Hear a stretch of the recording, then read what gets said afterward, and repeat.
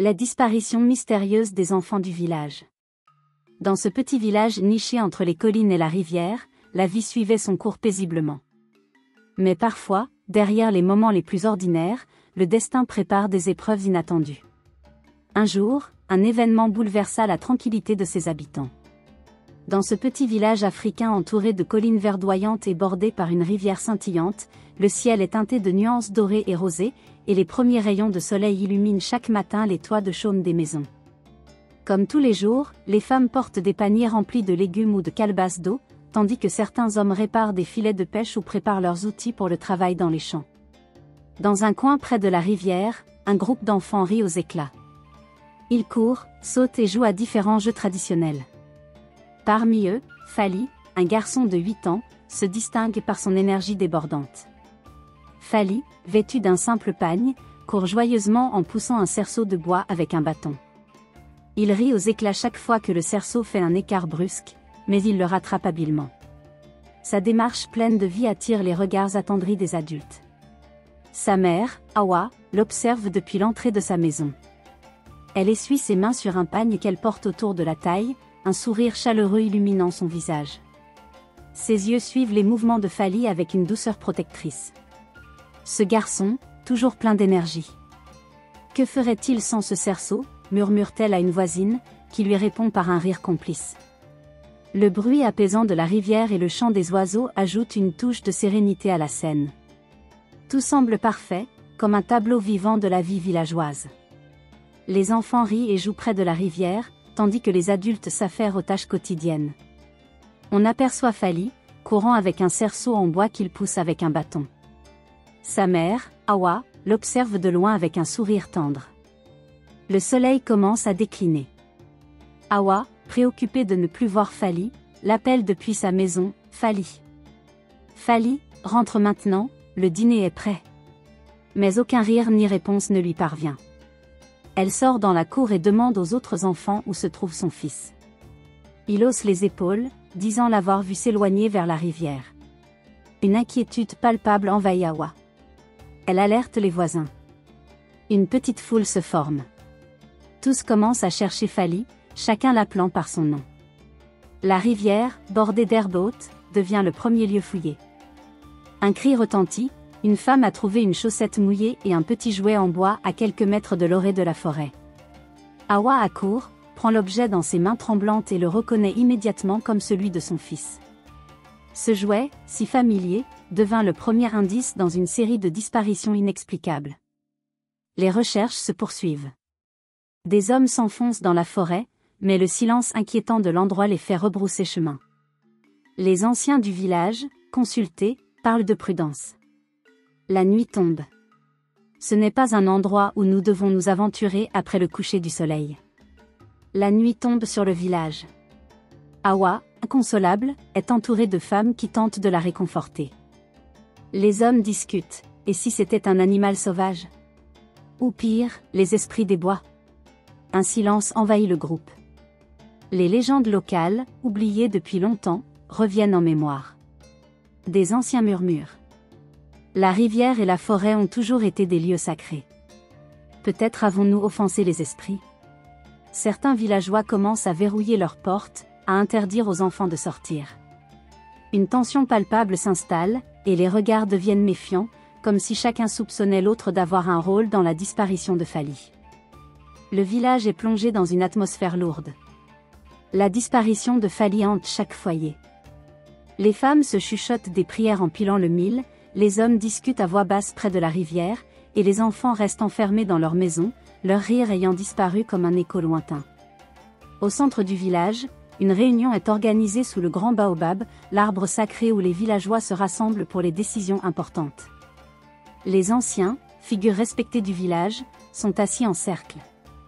Le chef du village, Bako, demande leur avis sur ce qui pourrait bien se passer. Le vieux Kadiro, l'aîné le plus respecté, prend la parole. Sa voix, tremblante mais assurée, attire immédiatement l'attention en disant « Il y a longtemps, bien avant que certains d'entre vous ne naissent, cette forêt était sacrée. On racontait qu'un esprit, le gardien des ombres, veillait sur elle. Les hommes n'osaient pas y entrer sans offrande. Mais avec le temps, nous avons oublié les anciennes pratiques. Et peut-être que l'esprit n'a pas oublié. Les villageois échangent des regards inquiets. Une femme demande, terrifiée, vous pensez que cet esprit pourrait être en colère? Qu'il kidnappe nos enfants pour nous punir? Un autre ancien, Abou, appuie les dires de Kadiro, oui, c'est possible. J'ai entendu des histoires similaires dans ma jeunesse. Quand les hommes défient les esprits, ils répondent de manière cruelle. Et les enfants sont ceux qui paient souvent le prix. Un silence glacial s'installe. Même ceux qui doutent des légendes sentent le poids des mots des anciens. Les rumeurs se répandent rapidement à travers le village. Certains villageois commencent à adopter des mesures extrêmes. Une famille sacrifie un poulet au bord de la forêt, espérant apaiser l'esprit supposé. Une autre scelle toutes ses portes et fenêtres à la tombée de la nuit. La tension monte lorsque d'autres femmes rapportent avoir entendu des bruits étranges venant des bois, comme des murmures ou des pleurs. Les hommes, armés de bâtons et de torches, tentent d'enquêter, mais personne n'ose pénétrer profondément dans la forêt. Une réunion improvisée est tenue au crépuscule. Un homme en colère s'écrie, « Nous devons interdire aux enfants d'approcher la forêt. Peu importe si l'esprit est réel ou non. Quelque chose de mauvais se passe là-bas. » Tous acquiescent. Dès lors, une règle stricte est imposée. Aucun enfant ne doit s'aventurer près de la forêt ou même de la rivière sans surveillance. Le village sombrait dans la peur et les superstitions. Mais était-ce réellement l'œuvre d'un esprit ancien, ou un mal plus humain se cachait-il dans l'ombre? La nuit tombe sur le village, et une douce lumière de lune illumine les ruelles silencieuses. Deux enfants, Sani et Mbali, profitent de l'obscurité pour jouer à un jeu interdit, chasser les lucioles. Armés de petits paniers en osier, ils s'éloignent furtivement de leur maison, leurs murmures étouffés brisant le silence nocturne. Sani chuchotant. « Regarde, Mbali. Là-bas, près du manguier, il y en a plein. » Mbali riant doucement, « Je vais les attraper avant toi. » Il court à travers l'herbe haute, fasciné par la danse lumineuse des insectes. Mais soudain, un vent étrange souffle à travers les arbres. Les feuilles bruissent, et un silence lourd s'installe. Mbali, inquiète dit en chuchota, « Sani, tu as entendu ça? » Sani, faisant semblant de ne pas avoir peur lui répondit, « Ce n'est rien, c'est juste le vent. » Les deux enfants continuent leur chasse, mais un bruissement plus fort se fait entendre, suivi d'un cri étouffé. Le lendemain matin, les familles de Sani et Mbali réalisent que les enfants ne sont pas dans leur lit. Une panique immédiate s'installe. Les parents courent de maison en maison, appelant leur nom à plein poumon. La mère de Sani hurlant, « Sani! Où es-tu, mon fils ?» Le père de Mbali stressé et angoissé, « Nous devons chercher près de la rivière, peut-être qu'ils sont tombés. » Les villageois se regroupent rapidement, formant des équipes de recherche. Près des maisons des enfants disparus, des traces étranges sont découvertes dans le sable, des empreintes déformées, presque animales, mais trop grandes pour appartenir à un simple animal sauvage. Bako, le chef du village cria, « Regardez ça. Ce ne sont pas des traces humaines. Mais ce ne sont pas non plus celles d'un lion. Quel genre de créature a pu faire ça? » Le vieil homme Kadiro, secouant la tête gravement, « Je vous l'avais dit, l'esprit de la forêt est en colère.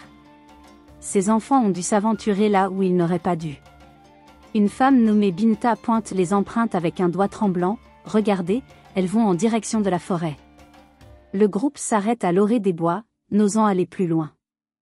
Le village est maintenant en proie à la peur et à la colère.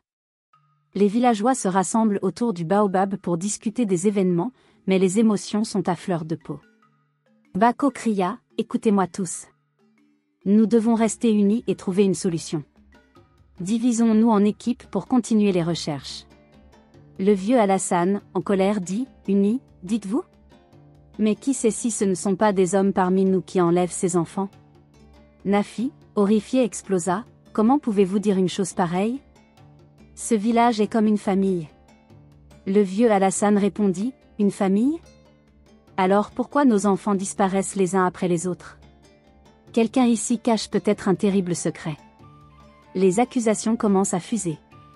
Certains regardent de travers les familles récemment arrivées dans le village. Doudou, montrant du doigt un couple en retrait, « Et vous, là-bas? Vous êtes les derniers arrivés ici. » Vous n'avez pas d'enfants. Pourquoi est-ce toujours les nôtres qui disparaissent? Mariama s'insurgeant. Comment osez-vous?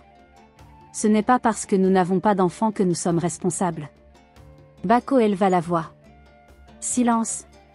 Ce n'est pas en nous accusant les uns les autres que nous sauverons nos enfants. Nous devons rester calmes et réfléchir. Kadiro, le vieil homme sage, prend la parole pour calmer les esprits. Écoutez-moi. Ce n'est pas une question d'homme ou de femme. Ces empreintes ne sont pas humaines. Nous devons respecter les esprits et demander leur pardon. Respecter des esprits? Et si ce n'était que des légendes? Demanda le vieux Alassane. Et si ce n'en était pas? Que risquons-nous à les apaiser? Ajouta Koura. Une vieille femme propose alors de faire une cérémonie pour apaiser les esprits de la forêt. Les villageois, bien qu'hésitants, commencent à se préparer pour un rituel. Alors que le soleil se couche, le village est plongé dans une angoisse silencieuse. Les enfants restants sont enfermés chez eux, et les portes sont bien verrouillées. Une ombre mystérieuse semble planer sur le village, rendant l'atmosphère lourde et oppressante. Le village était divisé, rongé par la peur et les soupçons. Tandis que certains invoquaient des esprits anciens, d'autres se demandaient si le mal n'était pas plus proche qu'ils ne l'imaginaient. Au crépuscule, les villageois se rassemblent autour du grand baobab, symbole de sagesse et de tradition. Les visages sont tendus, et le silence est lourd de peur et de méfiance. Assis sur une natte tressée, le vieil homme Kadiro, respecté pour sa sagesse et ses récits, tousse légèrement pour attirer l'attention. D'une voix rauque mais ferme il dit, « Écoutez-moi, enfants et anciens.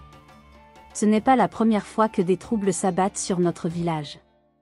Je me souviens. » Binta, impatiente l'interrompt. « Qu'est-ce que cela signifie, Kadiro? Les disparitions de nos enfants ne datent pas d'hier. » Kadiro levant une main pour calmer les murmures. « Patience. Laissez-moi vous raconter. Il y a des années, bien avant la naissance de beaucoup ici, un couple étrange est arrivé au village. Il venait de loin, disait-on. Personne ne savait d'où exactement. L'homme parlait peu, la femme, encore moins. Ils se sont installés à la lisière du village, là où le soleil disparaît derrière les collines. Au début, tout semblait normal. Le vieux Alassane, visiblement sceptique, croise les bras. Pourquoi nous parler de cela maintenant? Ces gens sont partis depuis des années. Kadiro le regard perçant dit, attends que je termine. Peu après leur arrivée, des choses étranges ont commencé à se produire. Le bétail disparaissait, des récoltes étaient détruites, et... Nafi fronçant les sourcils, et quoi, Kadiro? Parle. Kadiro continue, un enfant a disparu. Un murmure effrayé parcourt l'assemblée. Bako, le chef du village, d'une voix désespérée dit, tu veux dire que cela s'est déjà produit? Kadiro répondit, oui. Djibo, le fils de Dimba. Un enfant curieux, toujours à explorer la forêt. On ne l'a jamais revu. Les anciens avaient alors accusé ce couple, mais, ils n'avaient aucune preuve. Et qu'est-il arrivé à ce couple? Demanda Doudou. Kadiro répond, une nuit, ils ont disparu, comme ils étaient venus, sans un mot, sans laisser de traces. Mais depuis ce jour, ce village n'a jamais retrouvé la paix. Les villageois commencent à murmurer entre eux, lançant des regards accusateurs. La vieille Amina chuchotant, peut-être que ce couple a laissé quelque chose derrière eux, un mauvais esprit. Le vieux Alassane demanda, ou peut-être que leurs descendants sont parmi nous, cachés sous une autre apparence. Doudou dit en désignant Amadou, et toi, pourquoi es-tu toujours si silencieux? Tu viens aussi de loin, n'est-ce pas? Amadou surpris, je suis arrivé ici avec ma femme pour fuir la guerre. Jamais je ne ferai de mal à ce village. Nafi riposta, peut-être. Mais pourquoi ces disparitions coïncident-elles toujours avec l'arrivée de nouveaux venus? Mariama, indignée, assez. Pourquoi serions-nous les coupables? Le chef Bako se lève, frappant son bâton sur le sol pour ramener le calme. Silence. Je ne tolérerai pas que nous nous déchirions ainsi. Ce que Kadiro a raconté est troublant, mais cela ne signifie pas que nous devons accuser sans preuve. Kadiro, hochant la tête, Bako a raison. Nous devons être prudents. Mais je vous avertis, le mal rôde peut-être encore parmi nous. Les villageois se dispersent, mais la méfiance persiste. Les conversations à voix basse continuent dans les maisons. Les paroles de Kadiro avaient semé le doute dans les cœurs des villageois. Tandis que certains cherchaient des réponses dans les légendes, d'autres commençaient à soupçonner leurs propres voisins. Mariama, anxieuse, dit: Ils ne nous font pas confiance. Cela va empirer. Amadou lui répond: Nous n'avons rien fait de mal. Nous devons être patients et prudents. Dehors, la forêt semble plus sombre que jamais, et une brise sinistre siffle entre les arbres. Le soleil se couche sur le village. Sous le grand baobab, le chef Bako adresse un discours à une foule inquiète, éclairée par la lumière vacillante des torches. Bako d'un ton solennel dit: Mes frères et sœurs, nous ne pouvons plus rester sans rien faire. Cette nuit, nous monterons la garde. Aucun bruit, aucune ombre ne passera inaperçue. Nous protégerons nos enfants et notre village. Mais que pouvons-nous faire si nous ne savons pas ce que nous affrontons? Demanda Binta. Kadiro dit avec une voix sage: Le mal frappe souvent là où il pense qu'on ne le voit pas. Ce soir, nos yeux doivent être ceux des ancêtres. Restons vigilants. Les villageois, armés de lances et de machettes rudimentaires, s'organisent en groupe. Amadou et Mariama, silencieux, restent en retrait, éveillant de nouveau des soupçons. Doudou murmura à Nafi: Regarde-les, toujours en retrait. C'est étrange. Peut-être qu'ils ont peur. Peut-être qu'ils cachent quelque chose. Répondit Nafi. La nuit tombe complètement, enveloppant le village d'une noirceur oppressante. Seules les torches allumées repoussent timidement l'obscurité. Les groupes se dispersent autour du village, scrutant chaque coin. Fanta, une jeune femme courageuse, patrouille avec son frère Malik. Fanta chuchota à son frère: C'est trop calme. Malik répondit: Trop calme, oui. On dirait que la forêt elle-même retient son souffle. Un craquement soudain les fait sursauter. Fanta brandit sa lance en direction du bruit. Fanta dit à voix basse: Qui va là? Montre-toi. Mais le bruit cesse. Malik s'approche prudemment, éclairant le sol avec sa torche. Rien, à part une branche cassée. Malik soupira: Ce n'était rien. Juste le vent. Fanta répondit: Peut-être, ou peut-être que le mal se joue de nous. Au centre du village, un groupe de villageois, dirigé par Bako, reste près des huttes. Un bruit sourd retentit soudain près de la hutte d'Amadou et Mariama. Tous se figent. Bako dit à voix basse: Restez calmes. Suivez-moi. En avançant prudemment, torche levée, ils aperçoivent une silhouette étrange qui se déplace lentement dans l'ombre, non loin de la hutte. Le vieux Alassane chuchota avec panique: C'est peut-être l'esprit dont parle Kadiro. Ou pire, un démon, répliqua Nafi. Bako dit sévèrement: Silence. Nous devons savoir ce que c'est. Il s'approche, mais au moment où la lumière des torchers illumine la zone, la silhouette disparaît d'un bond dans les buissons. C'était quoi ça? Un animal? Un esprit? Cria Doudou. Bako lui répond: Nous ne savons pas encore. Mais ce n'était pas humain. Amadou sort soudain de sa hutte, visiblement nerveux. Il leur demanda: Qu'est-ce qu'il se passe ici? Pourquoi vous tournez autour de ma maison? Le vieux Alassane lui répondit: Nous avons vu quelque chose près de chez toi, Amadou. Peut-être que toi et ta femme savez quelque chose. Amadou offensé hurla: Comment osez-vous? Nous sommes aussi effrayés que vous tous. Mariama sortant à son tour, dit en colère: Vous accusez sans preuve. Vous oubliez que maintenant nous faisons partie de ce village, comme vous. Bako intervient: Assez. Ce n'est ni le moment, ni le lieu pour de telles disputes. Retournons à nos postes. Nous découvrirons la vérité en temps voulu. Les murmures méfiants continuent alors que le groupe se disperse. Amadou et Mariama retournent dans leur hutte, mais leurs visages trahissent une inquiétude particulière. Au petit matin, les villageois épuisés se rassemblent à nouveau sous le baobab. Bako dit: Cette nuit n'a rien révélé de concret. Mais nous avons vu cette silhouette étrange. Ce que nous savons maintenant, c'est que le mal rôde près de nous. Nous devons rester unis. Kadiro répond avec gravité: Les esprits des anciens nous ont peut-être protégés cette nuit, mais ils ne le feront pas éternellement. Il faut agir vite. La nuit de veille n'avait apporté ni réponse ni soulagement. Les soupçons s'intensifiaient, et la peur du mal inconnu planait plus que jamais. Le jour commence à peine lorsque Kofi, un chasseur matinal, traverse une clairière non loin du village. Alors qu'il suit une piste d'antilopes, il remarque une cabane délabrée, presque entièrement recouverte par les lianes et la végétation. Kofi se dit à lui-même, cette vieille cabane. Je pensais qu'elle s'était effondrée depuis longtemps. En s'approchant, il entend un léger bruit venant de l'intérieur. Il s'arrête net, tend l'oreille, puis pose sa lance et s'avance prudemment. Kofi dit doucement, « Qui est là ? Montre-toi, je ne te ferai pas de mal. » Le silence répond à son appel, suivi d'un petit sanglot. Kofi pousse la porte qui grince sinistrement.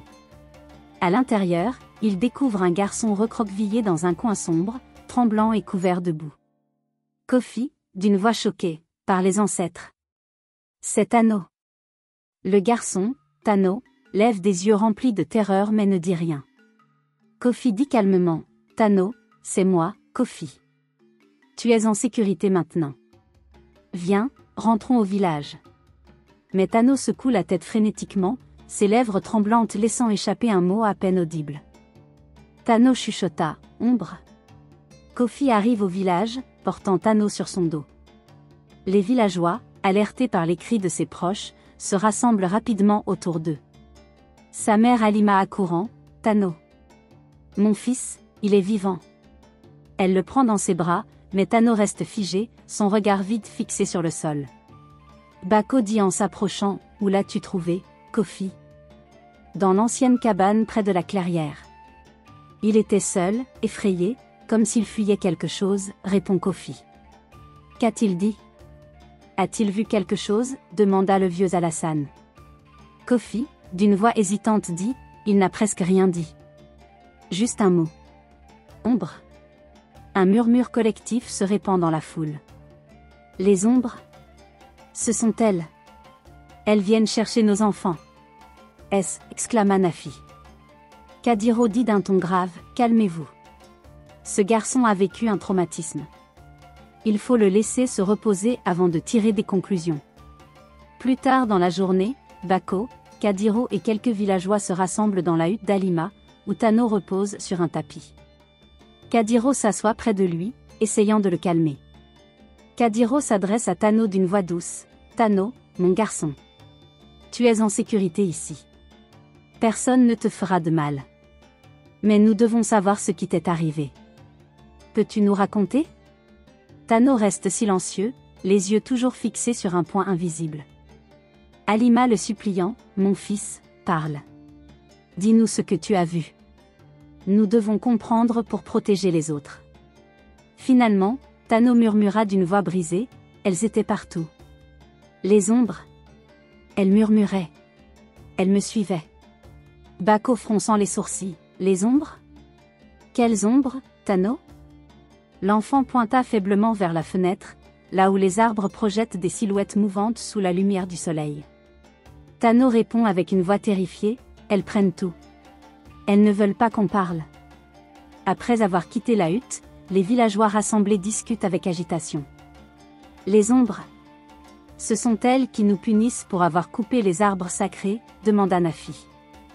Doudou répondit, non, c'est cette vieille légende dont parlait Kadiro.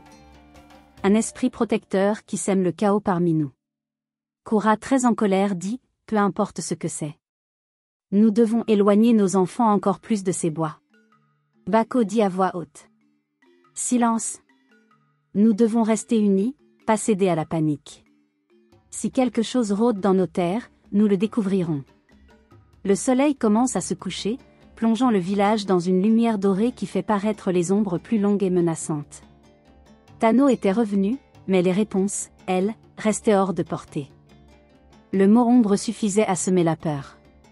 Ce soir-là, aucun enfant ne ferma l'œil, et les adultes, eux, se demandaient si le pire restait à venir.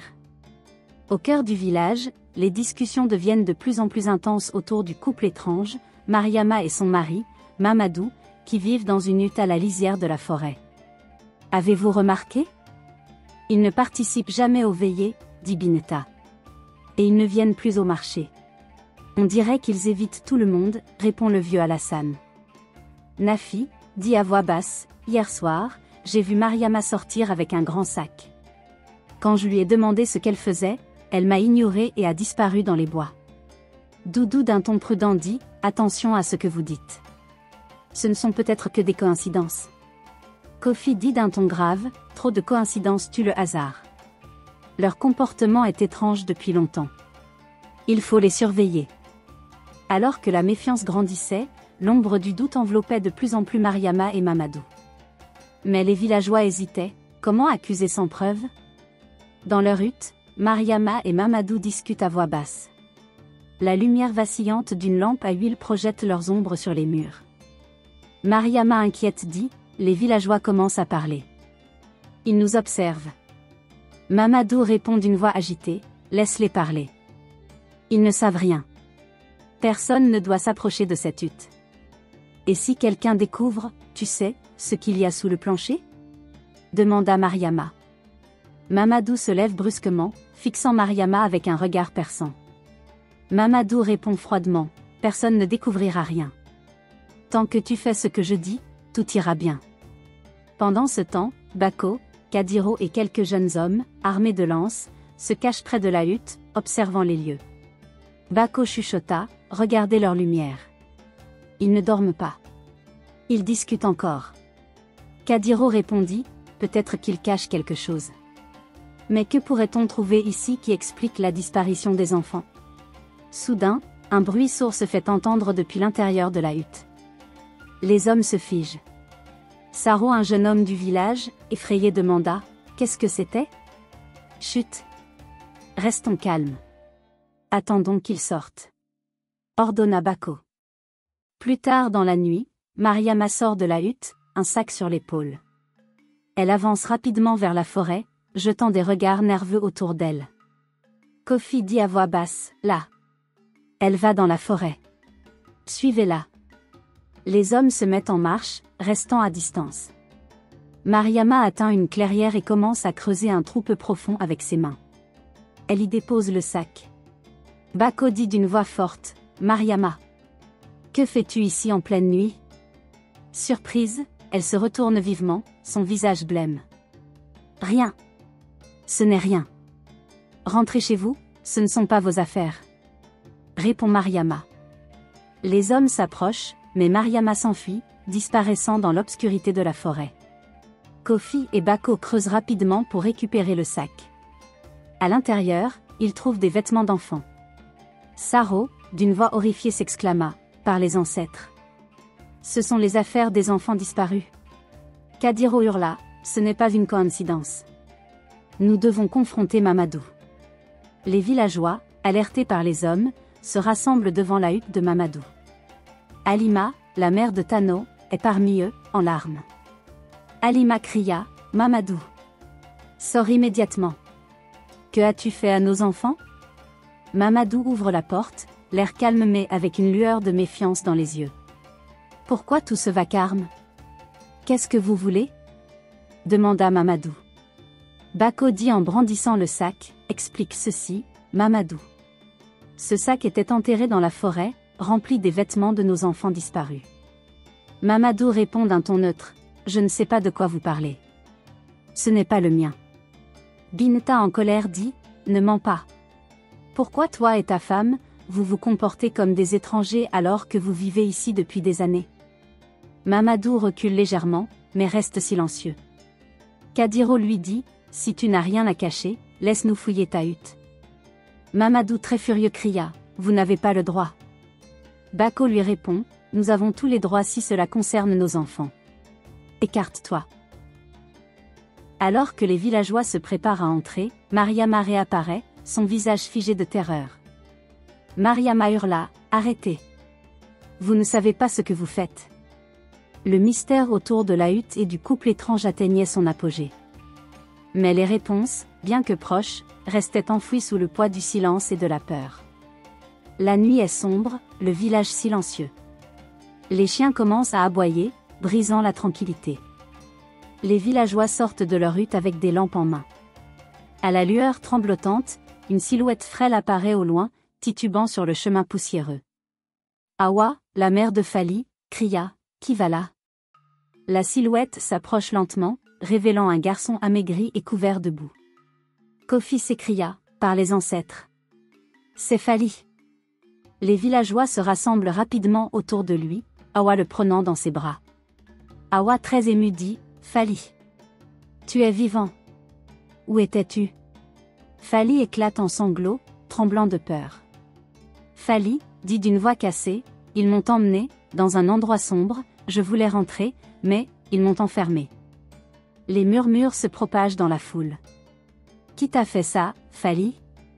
Parle, mon garçon, cria Binta. Fali, les yeux écarquillés, terrifié, c'était eux. Mamadou et Mariama. Ils m'ont promis de me donner à manger et de me ramener chez moi, et quand je les ai suivis, ils m'ont attrapé.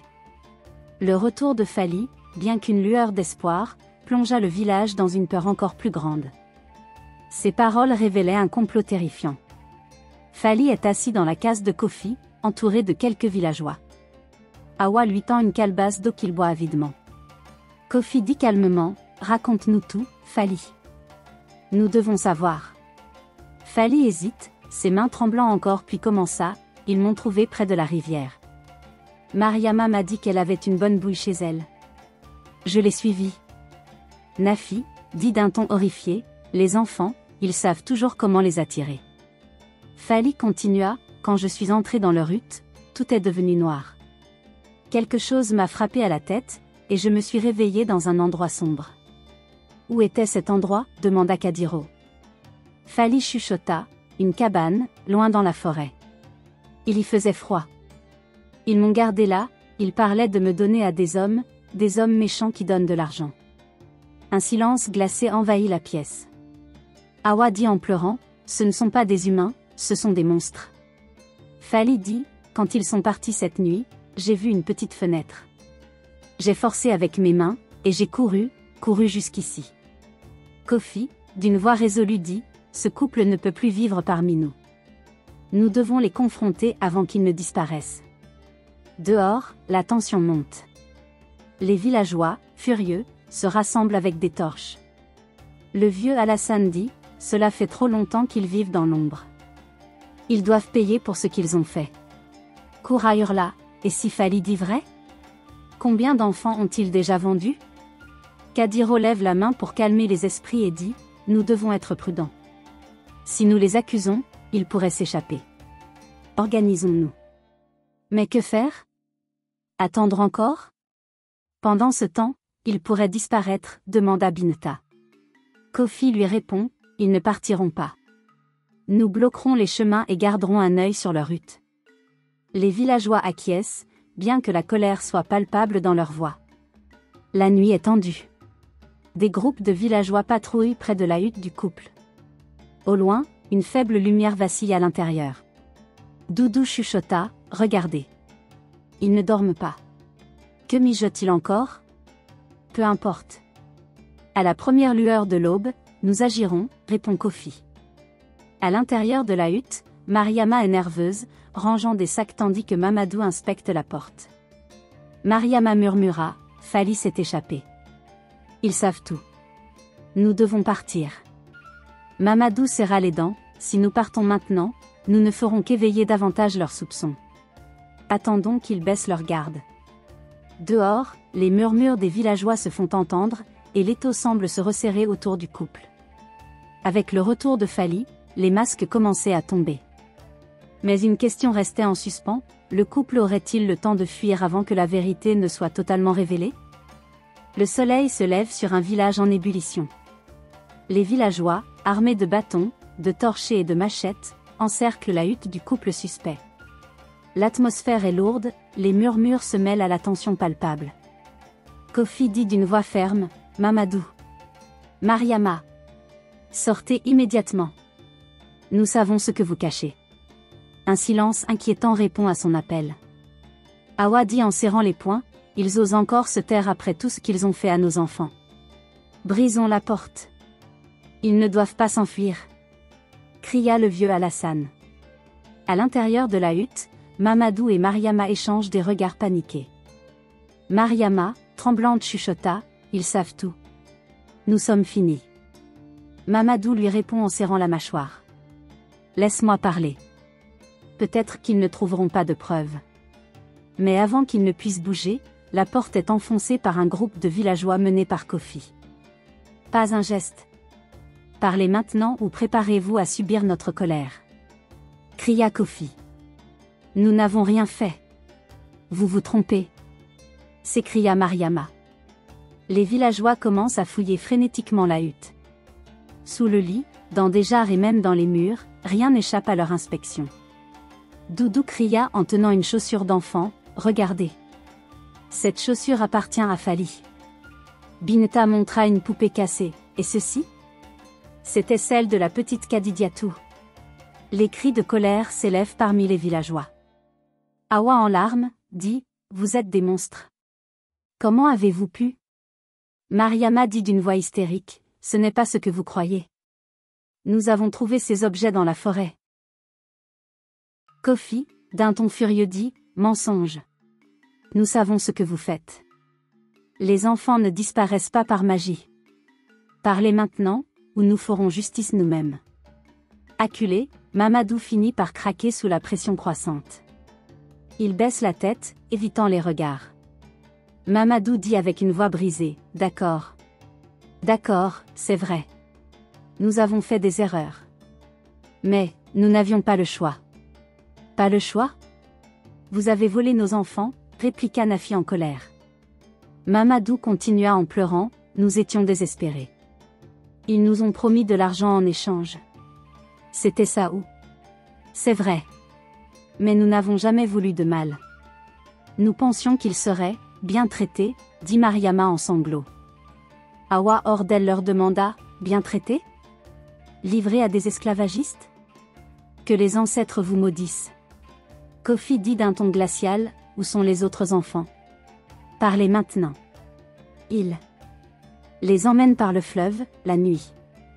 Ils attendent à une cabane près des roseaux, répond Mamadou. Les villageois se rassemblent à l'extérieur, les visages fermés, la colère bouillonnante. Nous ne pouvons pas laisser passer cela. Ce couple doit être livré à la justice de nos ancêtres, dit Kofi. Mais que faire d'eux en attendant, demanda Koura. Awa dit d'une voix forte, enfermons-les. Et ensuite, récupérons nos enfants avant qu'il ne soit trop tard. Les villageois approuvent en criant. Mamadou et Mariama, ligotés, sont conduits au centre du village sous les huées et les malédictions. Le couple avait avoué son crime, mais pour le village, la douleur de leurs actes resterait gravée à jamais. Le temps pressait pour retrouver les enfants avant qu'ils ne soient emportés à jamais. Les premières lueurs du jour teintent le ciel d'orange, tandis que les villageois, armés de torches et de bâtons, se regroupent près du fleuve. Les villageois avancent prudemment dans les roseaux, guidés par les informations obtenues du couple traître. Kofi dit d'une voix basse mais ferme, restez silencieux. Nous ne savons pas combien ils sont. Surprenez-les, mais restez en sécurité. Rama dit en serrant un bâton dans ses mains, si Kadidiatou est là, je la ramène, quoi qu'il m'en coûte. Un éclaireur revient en courant, essoufflé mais excité. Il dit doucement. Ils sont là. Une cabane dissimulée derrière les grands arbres. On les a vus charger des enfants sur une pirogue. Parfait. Nous allons encercler la zone. Personne ne doit s'échapper, dit Kofi. Les villageois encerclent discrètement la cabane. À l'intérieur, des esclavagistes discutent bruyamment, inconscients de la menace. L'un d'eux dit, chargez vite ces enfants. La pirogue doit partir avant midi. L'autre lui répond, et si les villageois nous retrouvent? Ces idiots semblent plus agités que d'habitude. Soudain, un cri fend l'air. Kofi dit, maintenant. Attrapez-les. Les villageois surgissent des buissons. Les esclavagistes tentent de fuir, mais une lutte s'engage. Rama dit en criant, rendez-nous nos enfants, démons. Un esclavagiste essaie de grimper sur la pirogue, mais un villageois le rattrape. Le vieux Alassane lui dit, pas cette fois. Vos jours de terreur sont finis. Kofi pointa son arme et dit, à genoux, ou vous ne verrez jamais un autre lever de soleil. Après une lutte acharnée, les esclavagistes sont maîtrisés, ligotés et alignés sur le sol. À l'intérieur de la cabane, les villageois découvrent les enfants effrayés mais en vie. Rama en pleurant courut vers Kadidiatou. Kadidiatou. Ma fille, c'est bien toi. Kadidiatou en larmes, s'agrippant à sa mère. Maman. J'ai cru que je ne te reverrais jamais. D'autres parents retrouvent leurs enfants et les étreignent avec des sanglots de joie. Binta cria de joie. Que les ancêtres soient loués, vous êtes en vie. Ces monstres paieront pour leurs crimes. Les enfants sont sains et saufs grâce à nous tous, dit Kofi. Le vieux Alassane dit, non, c'est grâce à Fali. Sans son courage, nous serions encore dans l'ombre. Tous les regards se tournent vers Fali, qui se tient timidement à l'écart. Awa s'agenouillant devant lui, merci, Fali. Tu es un héros mon fils. Les villageois applaudissent doucement, les yeux encore brillants de larmes. Le soir venu, le village organise une cérémonie pour célébrer le retour des enfants et marquer la fin des disparitions. Des danses et des chants résonnent dans l'air. Kofi s'adressant au village dit, aujourd'hui, nous avons triomphé ensemble. Mais que cela nous serve de leçon, notre unité est notre force. Que jamais plus un tel malheur ne s'abatte sur nous. Awa ajouta, et n'oublions pas les cicatrices que cela laisse. Nous devons protéger nos enfants et veiller à ce que cela ne se reproduise jamais. Malgré la joie ambiante, un silence respectueux s'installe alors que les villageois réalisent l'ampleur de la tragédie. Le village avait retrouvé sa paix, mais à quel prix? Les enfants étaient revenus, mais les ombres de cette sombre période entraient les habitants pour toujours.